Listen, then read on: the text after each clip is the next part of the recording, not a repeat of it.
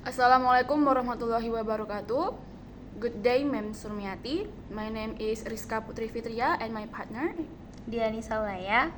Today we would like to represent our summary of the 3 books. The first book is Curriculum Development and Design by Murray Print. And the second book is Curriculum Development in Language Teaching by Jack C. Richards. And then the third book is Language Curriculum Design by Nation. Alright, in the first book, we highlighted the nature of curriculum.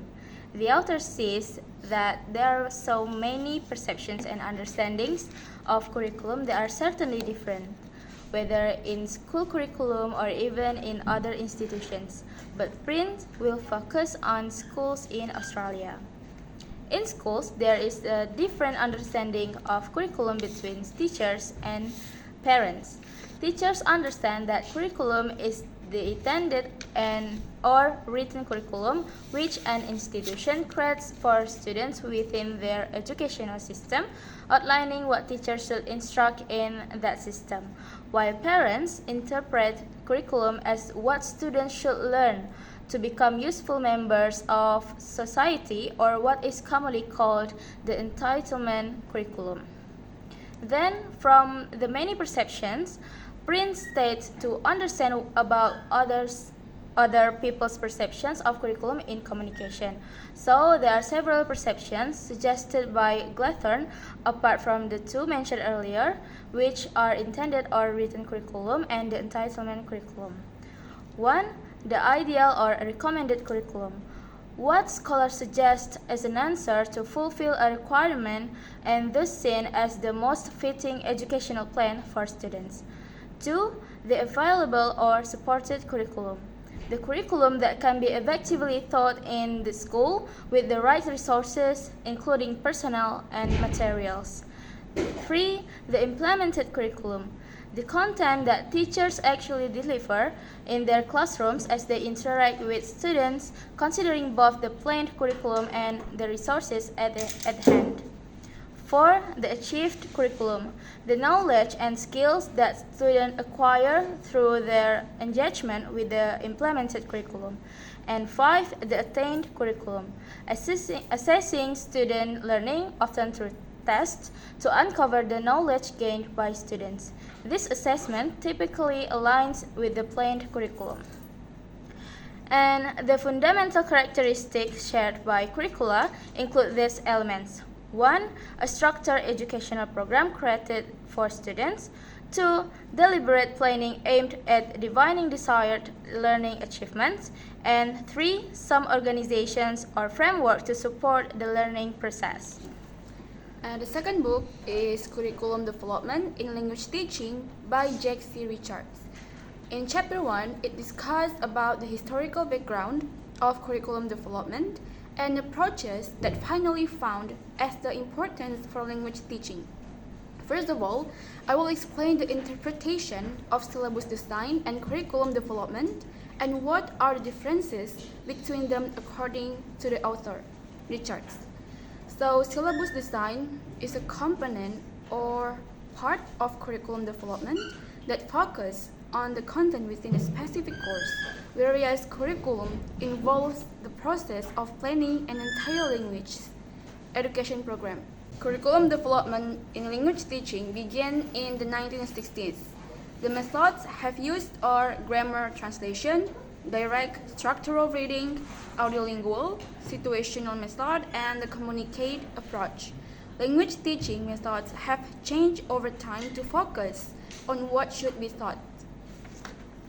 After having considered the fundamental principles of language teaching, the applied linguists turned their attention to the structural method for the syllabus design. Then, in the early 20th century, the basic principles of syllabus design in language teaching concentrated on 2 main aspects. They are vocabulary selection and grammar selection. The first one, vocabulary selection. The issue in this method is how difficult it is to identify the proper vocabulary of a language due to the limited time available for learning. According to Jeffrey in West 1953, The goal of vocabulary selection itself is to help learners to understand as many words of the whole language. In vocabulary selection, the essential planning for language teaching is to make a word list. To make word lists, there were criteria used to identify the word list. They are teachability, similarity, availability, coverage, and divining power. By selecting vocabulary, it leads to collecting a basic vocabulary.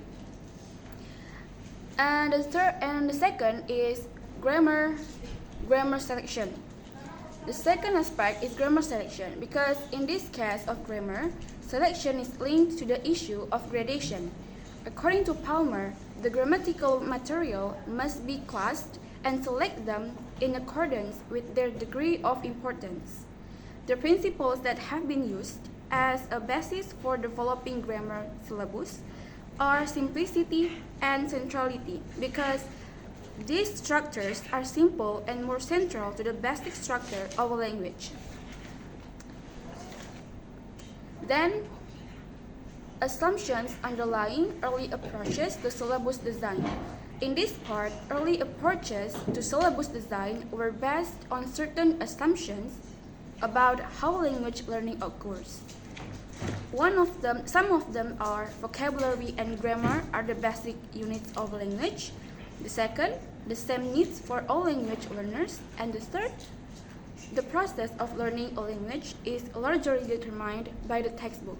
And the third book is Language Curriculum Design by Nation. Curriculum design is a writing process in which there is a collecting ideas, ordering ideas, turning them into text, then reviewing and editing them so that a curriculum document is formed. Apart from writing, the curriculum can also be an image based on the results of writing to make it easier to remember. There are elements that make up the formation of the curriculum, namely goals, which are the core and purpose of the curriculum. To achieve goals, there are factors that must be considered in order to harmonize the goals, needs, and principles. 1. Considering the environment. Environmental analysis is the process of assessing the context in which a course will be used and customizing the course accordingly. This can be done by answering questions about learners, teachers, and teaching situations to ensure that the course is appropriate and practical. 2. Discovering needs. Discovering learners' needs is an important factor in reaching the goals, so the curriculum will be tailored to the needs of the participants. Hutchinson and Waters in 1957 provide a valuable framework for categorizing learners' needs into necessities, essential knowledge for effective functioning, lacks, existing knowledge gaps, and wants, perceived needs. This can be assessed through methods such as testing, questioning, and interviews. And 3. Following the principles. The principles for curriculum design involve using language teaching and learning research to guide decisions, connecting research and theory to practical lesson design, and integrating curriculum design as a standard practice within applied linguistics to draw upon existing knowledge. The next task is to determine the steps or ways to reach the goal with the results of observation and research on the previous 3 factors.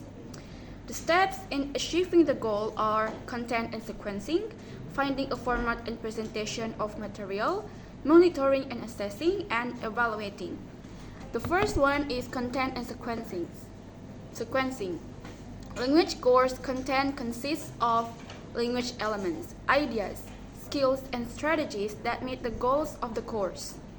Effective course design involves the use of lists of commonly used language elements or skills based on the learner's needs.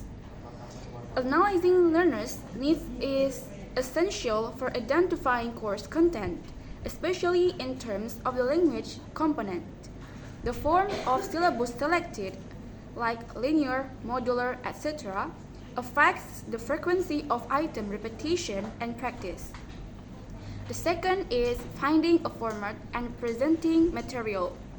The course material must be presented in a manner conducive to learning, and to accomplish this goal, appropriate teaching techniques and procedures should be used. To find the format, it needs to be checked against the environmental analysis of the course to ensure that the major environmental factors are being considered. The next is monitoring and assessing. Assessing generally involves using tests.